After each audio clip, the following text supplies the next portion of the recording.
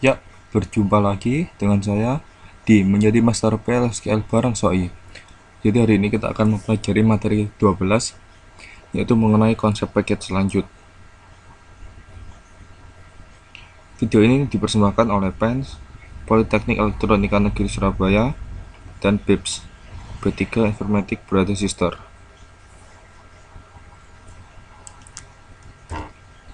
Perkenalkan lagi, nama saya Safrizal Ariandi, atau biasa dipanggil Soi. NRP 21031 21046 dengan dosen pembimbing Parengga Asmara Eskom OCE. Tujuan pembelajaran itu membuat package yang menggunakan fitur overloading, mendeskripsikan error dengan mutually referential subprogram,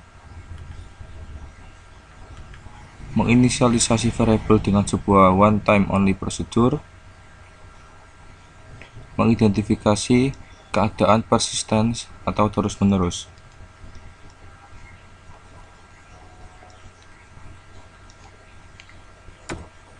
Ya, kita mulai pembahasan mengenai overloading. Jadi apa sebenarnya overloading itu? Overloading memungkinkan untuk menggunakan nama yang sama untuk subprogram yang berbeda di dalam sebuah blok PLSQL, sebuah subprogram atau sebuah package.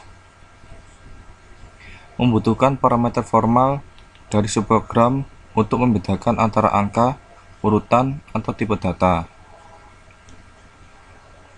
Memungkinkan untuk membangun dengan lebih fleksibel karena user atau aplikasi tidak dibatasi oleh tipe data yang spesifik atau angka atau parameter formal. Catatan, hanya subprogram lokal atau package yang bisa di-overload. Subprogram yang berdiri sendiri tidak dapat di-overload.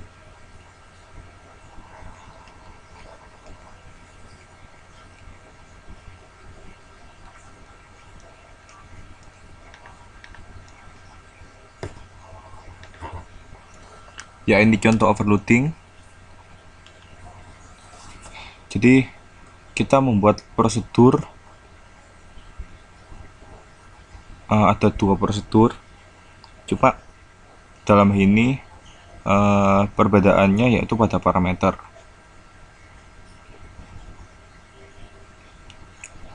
Yang prosedur pertama memiliki 3 parameter, yang kedua parameternya terdapat hanya 2.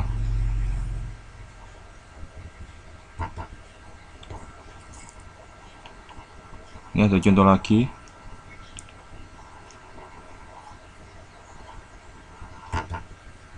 Lalu kebanyakan fungsi bawaan adalah overload.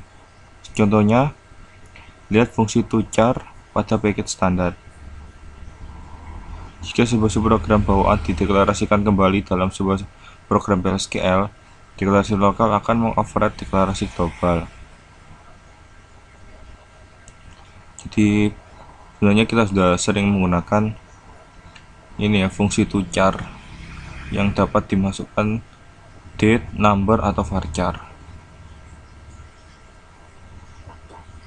Nah, ini kita masuk ke lainnya. Jadi menggunakan forward declaration.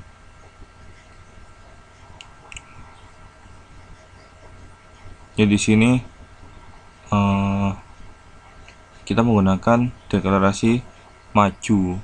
Pertama didefinisikan terlebih dahulu, lalu nantinya akan digunakan prosedur lagi di bawahnya seperti itu. Lalu membuat sebuah prosedur hanya satu kali.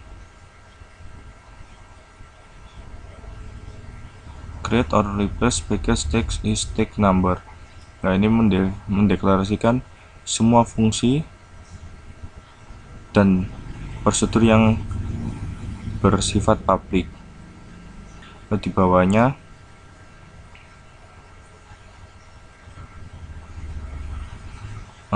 ini akan lalu pada package body dia akan melakukan sebuah PLSQL block di mana dia nantinya akan mengirimkan data atau memasukkan data ke dalam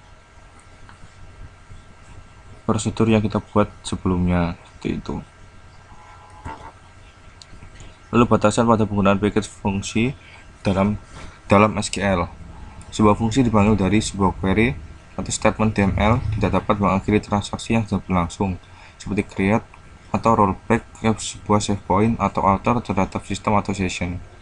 Sebuah statement query atau sebuah statement DML yang diparalel tidak dapat menjalankan sebuah statement DML atau memodifikasi database.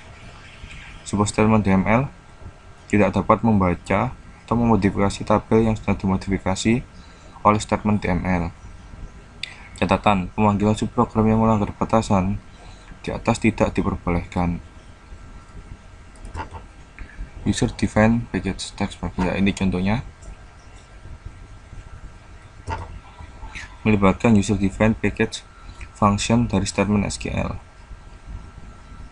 Jadi ini kita buat ini paket berisi fungsi text. Lalu pada bagian ini kita menggunakan sebuah query select untuk memanggil fungsi text dari paket textpack. Kondisi persisten atau terus-menerus pada package variable, contohnya sebagai berikut.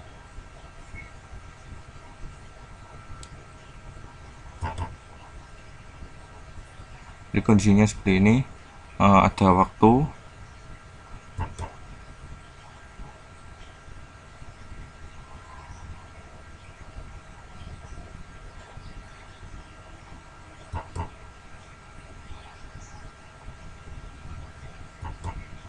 mengontrol kondisi persisten pada package cursor. Jadi contoh create replace package packure, jadi dalamnya terdapat kursor C1 is select employee seperti itu, dan seterusnya. Jadi di sini nantinya akan terdapat kursor ya pada package, yaitu kursor C1. Lalu create package body-nya, lalu kita jalankan paket yang sudah kita buat tadi.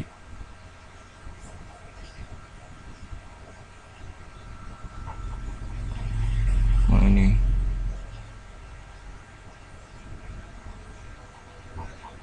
ya, kita masuk ke ringkasan. Dalam pembahasan materi ini kita seharusnya telah belajar tentang mengoverload subprogram. Jadi overload itu satu prosedur yang memiliki nama yang sama tetapi dapat digunakan berbeda-beda. Yang membedakan yaitu jumlah parameter yang dihasilkan dan return value pada fungsi yang digunakan. Dan juga menggunakan forward referencing, menggunakan prosedur hanya sekali, mendeskripsikan level kemurnian pada package fungsi, mengidentifikasi kondisi persisten pada objek yang di package. Ya, cukup sekian mengenai penggunaan overload. Jadi terus berusaha untuk belajar PLSQL. Sampai jumpa pada PLSQL selanjutnya.